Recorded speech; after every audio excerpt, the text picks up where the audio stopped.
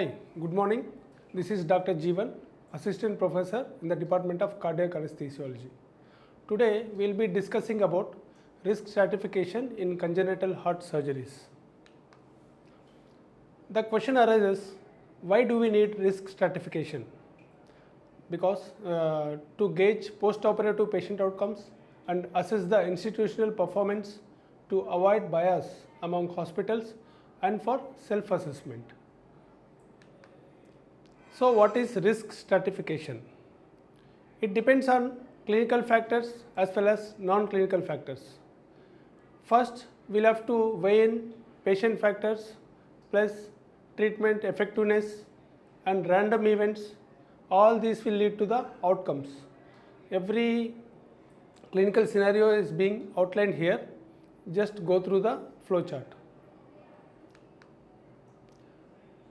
For risk stratification in congenital heart surgeries, we are using currently 4 scores. They are being Aristotle score, RACS1, which is risk adjustment in congenital heart surgery, and STS EACTS mortality score, which is also known as STAT score, and the final and latest one is RACS2 score. Now coming to the Aristotle score, it was introduced in the year 2004 by Francis et al. It is used because of to evaluate the performance of clinical facility or the clinician, and it is basically conceptualized by the term equation of quality care, which in turn can be simplified to complexity when combined with outcomes will give the performance. Complexity is a constant, so outcome is a variable. Throughout the world, complexity will be same. If you take a case of tetralogy of Fallot, it will be same in every country. What matters is various patient factors, institutional protocols, how they go about it. In this score, the different outcomes allow defining different performances. For instance, as we earlier quoted, complexity multiplied by outcome will give performance, wherein complexity is the constant and outcomes are variable, which ultimately leads to the variability in the performance. So all the following things like complexity into hospital survival, complexity versus hospital morbidity, and long-term results, patient's evaluation and cost, everything will be a variable factor. The complexity is the sum of potential for mortality and the potential for morbidity and the potential of anticipated surgical technique difficulty. So in the first instance, potential for mortality, it is based on the discharge within or at 30 days, and in the morbidity it will depend on the ICU length of stay. So in this Aristotle score, there are 5 categories possible, and they have been divided further into mortality percentage, morbidity and difficulty. If the score is 1, the mortality will be less than 1, and ICU stay will be 0 to 24 hours, and the difficulty will be elementary. Hence all the following ones. Now coming to the 5th, here the mortality is more than 20% and ICU stay will be more than 2 weeks, and it is a difficulty is major. Now coming to this graph, the Aristotle score is divided into 2 categories. One is basic, the other one is comprehensive. So basic is based on the procedure complexity. In the comprehensive score, the patient factors are included as well. So here in this chart, we can see first one is AST, and the complexity score is around say 3. Coming to the VSD, it will be around 6. Tetralogy of Fallot, it is around 7 to 8, and arterial switch operation is around 10 to 11, and the more complex procedure, Norwood procedure, which carries 14 to 15. Now when you combine this with the comprehensive score, the level of complexity will rise from 15 to 25. So this will give more clear picture about the risk stratification. To understand this, see this picture. Now the above graphic is based on 10 arterial switch operations. In the basic score, more or the same, all the 10 arterial switch operations are falling around below 11 and 10. And when you combine the comprehensive score including the patient factors, the distribution is varied. You can see it is the complexity is going till 16 and the lower being around 10, 11. So this will give a much better idea when compared to the basic score. Hence they have included a comprehensive score also into the Aristotle score. Here this graphic is divided into 4 quadrants. Basically this suggests survival percentage versus complexity. If you see in the right upper quadrant, there is survival benefit is more and as well as complexity is also high. So which I would say is a more favorable thing to lie on.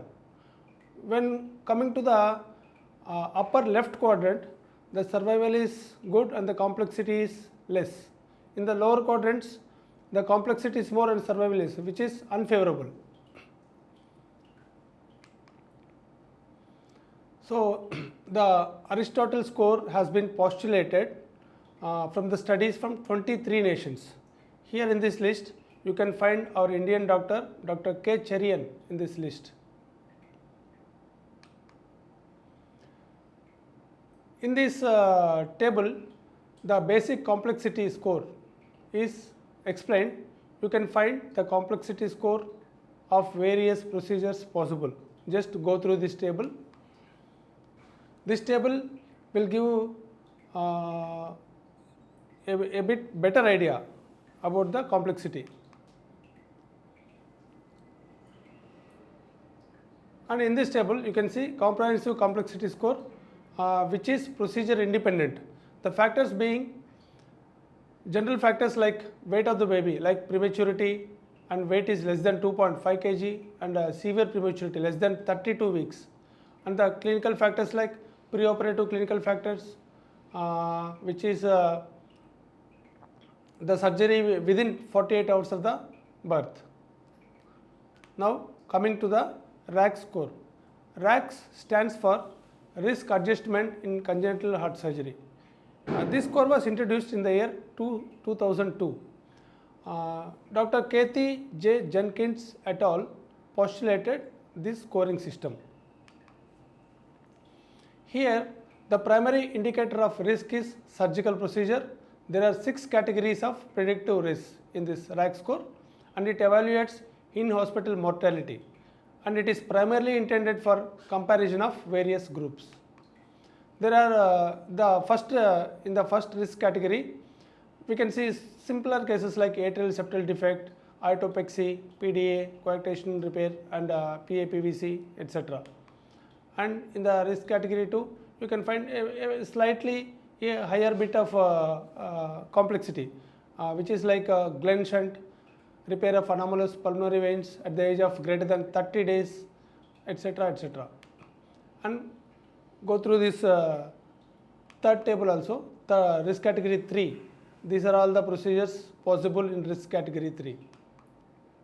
And risk category 4 will include aortic valvotomy and valvuloplasty, transversus arch graft, repair of hypoplastic ventricle, etc.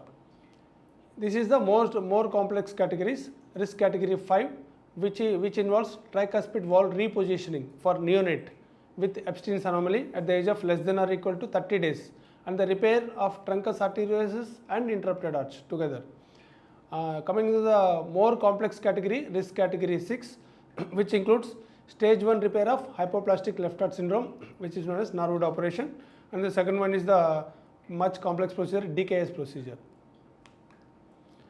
Now, both this Aristotle and RACS 1 scores are based on just the complexity of the procedures. So, there was a need for a score which looks at actual mortality data. Hence, this STS-EACTS congenital heart surgery mortality score has come up, which is also known as STAT score, which has evaluated the data from more than 70,000 surgical procedures worldwide. So this is basically an objective score, consists of 5 mortality categories. It is based on adjusted mortality for an individual procedure. It also consists difficulty ranking for each procedure derived from 148 procedures. For instance, pericardial effusion drainage is ranked 1 and a much more complex double switch operation was given 148th rank. Usually we give first rank for the more complex procedure, but in this category it is like the other way around. So the factors which influence the outcomes are, I have already stated these things. Again we are reiterating: low birth weight, premature birth, genetic anomalies, chromosomal anomalies, and non-cardiac congenital defects. Now comes much more latest scoring system, which is RACS2. This was postulated by Philip Allen et al. Here the RACS2 system captured 99.6% of total congenital heart surgery registry cases with 1% false positives, and RACS2 has predicted operative mortality in both training and validation administration datasets similar to the STAT scores, which concludes the RACS2 is a risk stratification system for pediatric cardiac surgery for ICD-10 administrative data validated in 2 administrative categories. So we will be going about this in the coming slides. In this table, you can see the risk category and the 2 modalities. You can just compare them for various surgical procedures. In this also, if you compare STS with RACS2, they are faring fairly equal in all these categories. Same, this diagram also depicts the same thing. Now coming to the congenital perioperative management. Till now we have been dealing with mortality. Now what about morbidity? So this article impresses upon that morbidity and mortality prediction in pediatric heart surgeries. So Dr. John et al. Has conducted this study, has come up with the following results. Just go through this diagram, it is depicted beautifully here. Now the assessment of surgical risk for adults with congenital heart disease. Here the question arises, are pediatric scoring systems appropriate? Yes, this study has concluded that both Aristotle, STATs and RACS scoring systems are predicting the risk very appropriately. Now comes the technical performance scores in congenital cardiac operations, which is a quality assessment initiative. This is to know the competence and their skill level set of various clinicians working in congenital heart surgeries. This is a very good article. Just I have given references for all these articles. Just go through them and it will give a clear idea. These are my references. Thank you.